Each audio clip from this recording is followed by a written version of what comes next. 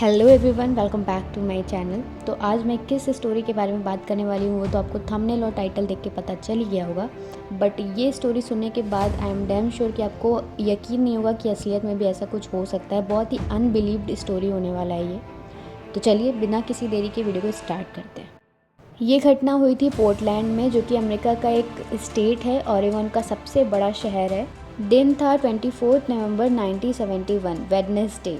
तो आम दिन की तरह ही वो 24 नवंबर भी था, लेकिन 24 नवंबर को अमेरिका में थैंक्स गिविंग डे मनाया जाता है, जिसके वजह से सभी लोग की छुट्टी होती है और लोग अपने घरों में ही रहते हैं ज़्यादातर। तो उसके वजह से पोर्टलैंड इंटरनेशनल एयरपोर्ट पे उस दिन चहल पहल कम थी, रशेस कम थे, लोग कम थे।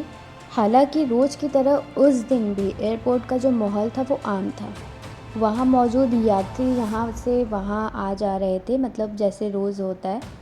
तो उस दिन वहाँ पे एक इंसान पहुँचता है 40 से 45 साल का। हाइट थी उसकी 6 फुट और डार्क कलर का बिजनेस सूट पहना हुआ था, वाइट कलर का shirt, belt, tie, dark brown shoes पहना रखा था और अपने हाथ में ब्रीफकेस लिया हुआ था डार्क ब्लैक कलर का। और ऊपर से उसने एक लॉन्ग रेनकोट डाला हुआ था अपने ऊपर, जो कि पूरा दिखने में वो प्रॉपर बिजनेसमैन टाइप का लग रहा था। वो पोर्टलैंड इंटरनेशनल एयरपोर्ट के अंदर जाता है। वहाँ से वो नॉर्थ वेस्ट ओरिएंट एयरलाइंस के काउंटर पे जाता है। पोर्टलैंड से सिएटल के लिए टिकट लेता है। उसने टिकट लिया जिसके लिए उसने पे किया था $20 इन कैश। तो उनको टिकट मिला, उसमें जो फ़्लाइट नंबर था वो 305 था। एरोप्लेन का जो नाम था वो बोइंग 727 था। और वहाँ टिकट में लिखने के लिए अपना नाम उसने डैन कूपर बताया था। और ये डैन कूपर नाम उसका असली था या नहीं था, किसी को भी आज तक नहीं पता चला। उसने अपने लिए सिएटल जाने वाले प्लेन में टिकट लिया और निकल पड़ा। वो टिकट लेकर कूपर सीधा प्लेन की ओर बढ़ा। और उस दिन वहाँ पे कोई इतनी चेकिंग वगैरह नहीं चलती थी, खाली आप टिकट दिखाओ और आपको एंट्री मिल जाती थी। तो वो एयर हॉस्टेस को टिकट दिखाकर प्लेन बोइंग 727 में बैठ गया। और उस दिन कूपर को प्लेन में सबसे पिछले हिस्से में जगह मिली थी, जो कि उसको अपना काम को अंजाम देने के लिए सबसे बेहतर थी। तो वो प्लेन के सबसे पिछले हिस्से में जाके बैठ जाता है, बीच वाली सीट में, जिसकी सीट का नंबर था 18C। वो वहाँ जाके बैठता है। कूपर बाकी पैसेंजर की तरह अपना सामान लॉफ्ट में ना रखकर अपने पास ही रख लेता है। उसके बाद वो एक ब्लैक कलर का चश्मा निकालता है, वो अपनी आँखों में लगाता है, फिर अपनी सिगरेट को जलाता है और एक सोडा ऑर्डर कर देता है, सोडा ड्रिंक वो ऑर्डर करता है। फिर वो चल मार के बैठ जाता है।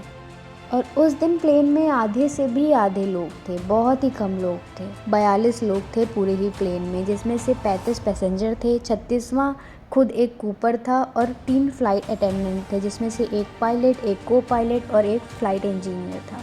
सारे पैसेंजर्स फ्लाइट में बैठ जाते हैं। फिर 2:50 पर पोर्टलैंड इंटरनेशनल एयरपोर्ट से टेक ऑफ करती है। ठीक आधे घंटे के बाद सिएटल के टकोमा इंटरनेशनल एयरपोर्ट पे उस फ्लाइट को लैंड करना था। तो बेसिकली वो पोर्टलैंड से जो सिएटल जाने की दूरी थी वो थी कुछ करीबन आधे घंटे की। आधे घंटे में वो फ़्लाइट को फिर से लैंड करना था सिएटल टकोमा इंटरनेशनल एयरपोर्ट पे। तो कूपर के पास सिर्फ और सिर्फ आधा घंटा था, जो भी उसने अपना प्लान बनाया था उसको एग्जीक्यूट करने के लिए। इसीलिए कूपर ने बिना देरी किए खौफ का खेल शुरू कर दिया। फिर कूपर अपने पास में ही बैठे एक एयर हॉस्टेस को अपने पास बुलाता है और वो एयर हॉस्टेस आती है जिसका नाम होता है फ्लोरेंस शेफनर।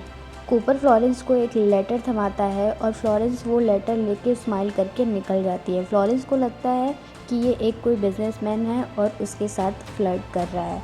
क्योंकि फ्लोरेंस के साथ ये फ़्लाइट में बहुत बार हो चुका था, इस वजह से वो सीरियस नहीं लेती है। उसने उस लेटर को अपने पॉकेट में रखा बिना पढ़े ही और वो अपने काम में लग जाती है। तो कूपर जब ये देखता है कि फ्लोरेंस बिना पढ़े ही उस लेटर को अपने पॉकेट में रख लेती है, तो वो फ्लोरेंस के पास जाता है और कान में कहता है कि जितना जल्दी ये लेटर तुम पढ़ लोगे तुम्हारे लिए अच्छा होगा, क्योंकि मेरे पास डायनामाइट है। ये सुनकर फ्लोरेंस एकदम ही घबरा जाती है। फिर तुरंत जैसे ही फ्लोरेंस ने वो लेटर खोला, उसके होश उड़ जाते हैं। उस लेटर में लिखा था, मैडम मेरे पास बम है, प्लीज़ मेरे पास आकर बैठे और जैसा मैं कहता हूँ वैसा ही करें। ये लेटर पढ़ते ही फ्लोरेंस एकदम सुन पड़ गई। उसको समझ ही नहीं आ रहा था क्या करूँ मैं। तो उसने अपने साथ ही एक और फ़्लाइट अटेंडेंट थी, उनको ये सारी बात बताई, जिसका नाम था टीना मकलो। और वो दोनों कूपर के पास पहुंची, जहां पर कूपर ने काले रंग का ब्रीफकेस लेकर दिखाया। फिर जो दूसरी फ़्लाइट अटेंडेंट थी वो कूपर के पास ही बैठ जाती है, जिसका नाम था टीना मकलो। कूपर ने टीना को बोला कि आकर मेरे पास बैठ जाइए, तो टीना उसके बगल वाले सीट में जाकर बैठ जाती है। और फिर कूपर ने अपना वो ब्रीफकेस खोला और उसमें 8 डायनामाइट के 4-4 स्टिक थे, मतलब 4 एक तरफ थे, 4 एक तरफ थे, बहुत ढेर सारी तारें वगैरह थी। वो देखकर टीना एकदम ही घबरा गई। फिर कूपर टीना से बोलता है कि ये प्लेन हाईजैक हो चुकी है, मेरी ये डिमांड है और ये अपने आप कैप्टन को जाकर बता दीजिए। उसके बाद कूपर एक पर्ची पे अपना डिमांड लिखवाता है, जिसमें लिखा होता है शाम 5 बजे तक 2 लाख अमेरिकी डॉलर चाहिए, और जो 2 लाख का अमेरिकी डॉलर है वो $20 के बिल के रूप में लगाया जाए ताकि वज़न ज़्यादा ना हो। 4 पैराशूट, और कूपर का ये सब के साथ साथ एक ये भी डिमांड था कि जब प्लेन रनवे पे लैंड करे तो उसको रिफ्यूल करने के लिए एक ईंधन से भरा ट्रक होना चाहिए, और इसकी ये भी शर्त थी कि प्लेन जहाँ लैंड होगी वो एकदम खाली रनवे होना चाहिए, वहाँ पे और कोई फ़्लाइट वहाँ पे ना लैंड हुई हो। तो ये सारी ही डिमांड लेके फ्लोरेंस उस प्लेन के कैप्टन के पास जाती है, जिसका नाम होता है विलियम स्कॉट। तो जब फ्लोरेंस विलियम स्कॉट को सारी बातें बताती है तो वो बिना देरी किए सिएटल के एयरपोर्ट के एयर ट्रैफिक कंट्रोल से बात करते हैं, एटीसी से बातचीत करते हैं कि उनकी फ़्लाइट नंबर 305 हाईजैक हो चुकी है, कि डैन कूपर नाम का एक आदमी हमारे प्लेन को हाईजैक कर चुका है और उसकी ये डिमांड है, उसके पास डायनामाइट है, अगर वो डिमांड हम पूरी नहीं करेंगे तो शायद वो हमारे प्लेन को बॉम्ब से उड़ा दे। और तो और ये खबर सिएटल के लोकल पुलिस और एयरपोर्ट सिक्योरिटी तक भी पहुंच चुकी थी, और ये खबर एफबीआई को भी दे दी गई थी, फेडरल ब्यूरो ऑफ इन्वेस्टिगेशन। वहाँ पे भी इन्वेस्टिगेशन स्टार्ट हो गए थे। तो अभी तक सारे फ्लाइट अटेंडेंट को पता चल गया था कि ये प्लेन हाईजैक हो चुकी है, बट किसी भी पैसेंजर्स को नहीं बताया गया था, भनक नहीं लगा कि ये प्लेन हाईजैक हो चुकी है। उसके बाद अमेरिका गवर्नमेंट ने ये तय किया कि चलो इसकी मांग पूरी कर देते हैं, क्योंकि ये सवाल था 35 पैसेंजर का, अगर नहीं करते तो वो सारे ही प्लेन को बॉम्ब से उड़ा देता। तो यहाँ पे ये तय किया गया कि चलो उसको 2 लाख अमेरिका डॉलर और 4 पैराशूट दे देते हैं। तब तक जो फ़्लाइट है वो सिएटल एयरपोर्ट तक पहुँच जाती है, बट यहाँ पे कूपर का एक ये भी कंडीशन था कि जब तक मेरे पैसा का इंतज़ाम नहीं हो जाता, 2 लाख डॉलर का इंतज़ाम नहीं हो जाता, 4 पैराशूट का इंतज़ाम नहीं हो जाता, तब तक ये प्लेन लैंड नहीं करेगी सिएटल में। तो वहाँ पे सिएटल में वो जो प्लेन है वो 2 घंटे तक एयरपोर्ट के चक्कर काट रही थी, क्योंकि जो डॉलर इंतज़ाम करने में देरी लग रहा था, जो इतना भी समय लगा, तब तक के लिए प्लेन लैंड नहीं हुई। और जो भी उसको डॉलर दिया गया था वो सारे का सीरियल नंबर नोट कर दिया गया था कि कभी भी ये नोट कहीं भी दिखेगा तो हम उसके सहारे शायद कूपर को पकड़ सकें। और उस 2 घंटे में सारे पैसेंजर्स को ये इन्फॉर्मेशन दे दिया गया था कि प्लेन में मैकेनिकल इश्यूज़ के वजह से प्लेन को थोड़ा सा देर लग जाएगा लैंड होने में।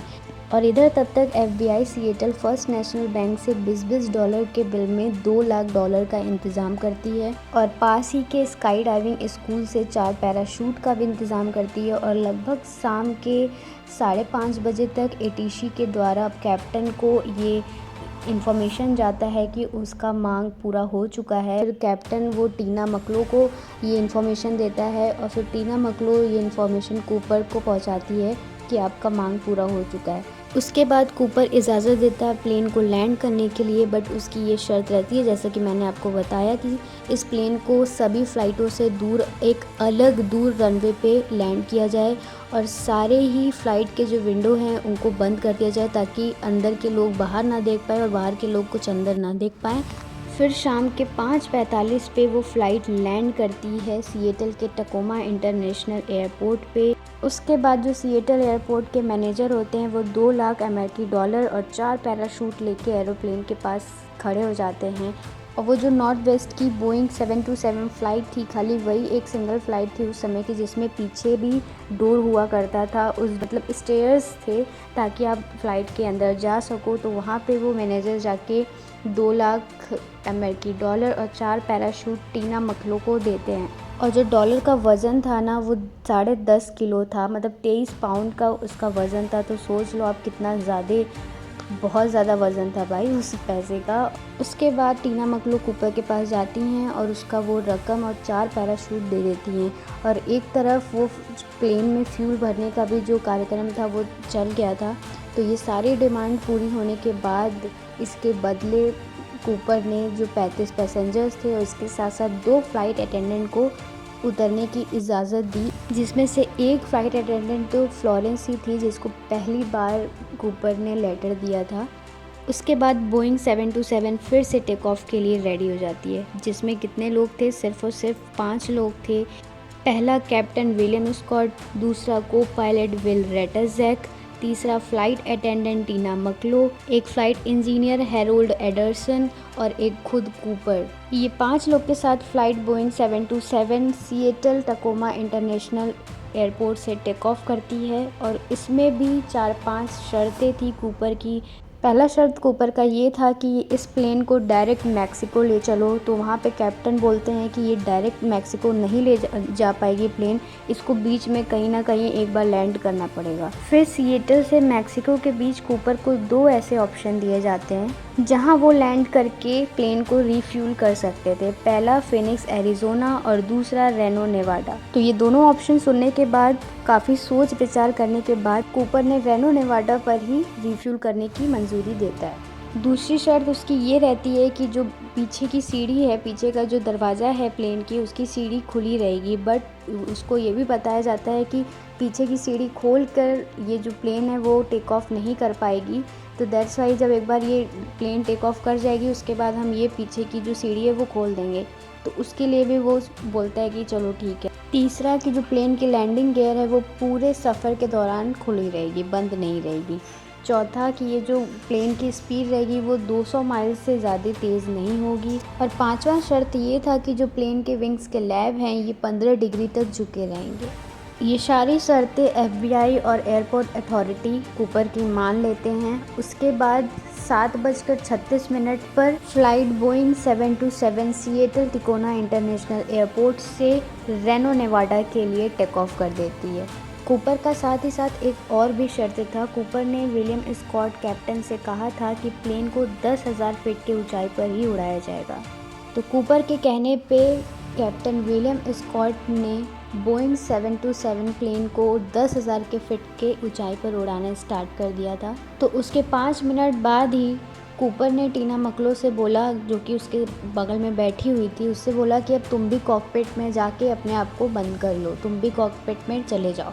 वो चाहता था कि जब मैं अपने प्लान को एग्जीक्यूट करूँ तो उस समय मेरे को कोई ना देखे, मैं अकेला रहूँ। तो टीना कूपर की बात मानते हुए वो कॉकपिट की तरफ जाने लगी, और कॉकपिट के पहुंचने के बाद वो अंदर से अपने आप को जब लॉक करने लगी तो वो देखी कि वहाँ पे उस पूरे ही प्लेन में सिर्फ कूपर एक अकेला था जो कि बीचों बीच खड़ा हुआ था, और वो अपने कमर से अपने पैसे जो थे, डॉलर थे, वो बांध रहा था और पैराशूट वगैरह अपना मतलब पूरी ही तैयारी में लगा हुआ था। और फिर जो टीना मकलो होती हैं वो कॉकपिट के अंदर जाती हैं और अंदर से वो लॉक कर लेती हैं। उसके बाद पीछे प्लेन में सिर्फ और सिर्फ एक अकेला कूपर ही बचा था, और बाहर बहुत ही तेज़ बारिश हो रही थी, बादल गरज रहे थे। और जो FBI थी ये बोइंग 727 के पीछे 2 एयरफोर्स US एयरफोर्स लगा दी थी F-106 की फाइटर जेट्स थे ये दोनों। तो एक प्लेन के ऊपर एयरफोर्स थी और एक प्लेन के नीचे एयरफोर्स थी। तो जो प्लेन है वो 200 माइल्स के रफ्तार में चल रही है, 10,000 फीट ऊंचाई पर है, बाहर बहुत तेज़ हवा चल रही है, बारिश हो रही है। और उसमें जब टीना मकलो अपने आप को अंदर कॉकपिट में बंद कर लेती हैं, अंदर सारे ही फ़्लाइट अटेंडेंट कॉकपिट में ही रहते हैं, तो उसमें एक लाइट इंडिकेट होती है कॉकपिट में। इससे ये पता चलता है कि जो प्लेन की पीछे की सीढ़ी है उसको खोला गया है, और के कैप्टन ने ये भी महसूस किया कि बाहर का हवा अंदर से अंदर आ रहा है और एयर प्रेशर में भी चेंजेस आ रहे हैं। लेकिन उनमें से किसी की भी हालत नहीं हुई कि वो कॉकपिट के बाहर जाके देखे कि एक्चुअली में चल क्या रहा है, हो क्या रहा है, क्योंकि कूपर ने सख्त मना किया था किसी को भी कॉकपिट से बाहर आने को। उसके थोड़ी ही देर बाद कैप्टन को ये महसूस होता है कि प्लेन से बहुत ही ज़्यादा झटका और एक बहुत ही तेज़ सा आवाज़ महसूस होता है, जिससे जो सारे फ़्लाइट अटेंडेंट थे और पायलट था, को पायलट, कैप्टन वगैरह के सबके कान ना सुन भी पड़ जाते हैं। तो ये सबसे साफ पता चल जाता है कि जो कूपर है वो प्लेन से छलांग मार चुका है और 10,000 फीट की ऊंचाई पे प्लेन थी, 200 माइल्स की स्पीड में थी, वहाँ से कूपर ने छलांग लगा दिया। इसकी वजह से सबके कान सुन पड़ गए थे, बट कुछ ही देर बाद सब नॉर्मल हो गया। ये सब होने के बाद जो कैप्टन थे विलियम स्कॉट, वो इंटरकॉम से कूपर से बात करने की कोशिश कर रहे थे, लेकिन उधर से कूपर की तरफ से कोई भी मैसेज या फिर कोई भी वॉइस नहीं आ रहा था। और 2 घंटे बाद रात के लगभग 10:15 हो रहे थे, ये प्लेन रेनो के ताहुई इंटरनेशनल एयरपोर्ट पर सेफली लैंड करती है। जब बोइंग 727 प्लेन जैसे ही लैंड होती है ताहुई इंटरनेशनल एयरपोर्ट पर, वैसे ही वहाँ के सिक्योरिटी पुलिस बिना देरी किए बोइंग 727 को चारों तरफ से घेर लेते हैं, अगर कूपर हो तो भाग के ना जा पाए। लेकिन जब उस प्लेन की छानबीन होती है, छप्पा जगह छाना जाता है, लेकिन पूरे ही प्लेन में कूपर कहीं भी नहीं दिखा तो बस कुछ छोटे मोटे कूपर्स के छोड़े हुए सामान मिले थे, जिसमें जहाँ पे कूपर बैठा हुआ था वहाँ पे एक खुला पैराशूट था, एक रिज़र्व पैराशूट था, 3-4 या फिर 8 शायद सिगरेट्स थे और एक ब्लैक कलर की टाई थी, क्लिप ऑन टाई थी, उसमें एक गोल्डन कलर का क्लिप लगा हुआ था। ये सब सामान के अलावा वहाँ पे एजेंट्स को कुछ भी नहीं मिला, ना बॉम्ब मिला, ना डॉलर्स मिले, ना कूपर्स का कुछ भी नामो निशान नहीं था। एजेंट्स बहुत खोजने की कोशिश किए लेकिन कुछ भी नहीं मिला। इससे लोग यही पता लगाए कि जो कूपर है वो सिएटल से रेनो के बीच में पैराशूट लगाकर पैसों समेत रात के अंधेरे में उस प्लेन से छलांग लगा दिया था। मगर अब सवाल ये था कि आखिर कूपर कूदा तो कूदा कहाँ, क्योंकि इतनी छानबीन, बहुत इन्वेस्टिगेशन हुई उसकी छलांग लगाने के बाद, बट उसका एक सबूत तक नहीं मिला, उसके खिलाफ़ एक भी सबूत नहीं मिला जिससे वो पता लगा सके कि वो मरा कि बचा, कहाँ कूदा, पता नहीं। और तो और जो बोइंग 727 के नीचे ऊपर air forces, US air forces लगाए गए थे, वो भी नहीं देख पाए कि कूपर ने कब छलांग लगाया, कहाँ छलांग लगाया। मतलब वो इतने शातिर से अपना प्लान को एग्जीक्यूट किया था। और आज के डेट में उस केस को 45 से 50 साल हो गए हैं, इन्वेस्टिगेशन अब बंद भी हो चुकी है, लेकिन कूपर का कुछ भी नहीं पता चला। और तो और कई जगहों पे जो कूपर की कामयाबी का जश्न भी मनाया जाता है कि कैसे उसने अपने पूरे प्लान को बनाया और इतने अच्छे से एग्जीक्यूट किया कि उसका कुछ एक तिनका तक पता नहीं चल पाया। उसके बाद ये खबर पूरी ही दुनिया में बहुत ही तेज़ी से फैली कि डैन कूपर था, वो ऐसे प्लेन को हाईजैक कर लिया वगैरह वगैरह। और इनका नाम एक न्यूज़पेपर में डीबी कूपर गलती से एक न्यूज़ पेपर में छपा गया, दैट्स वाई इनको डीबी कूपर के नाम से जाना गया है। बट इनका जो नेम था वो डैन कूपर था, और ये भी असली था कि नहीं था भगवान जाने। इनका आज तक कुछ अता पता नहीं चला, कितनी छानबान हुई, कितने लोगों को पकड़ा गया, बट ये असली में नहीं पता चला कि डीबी कूपर था कौन। सो फ्रेंड्स, यही था आज का वीडियो। आई होप आप लोग को ये स्टोरी पसंद आया होगा। अगर पसंद आया होगा तो please like share subscribe to my channel. Bye, see you in next.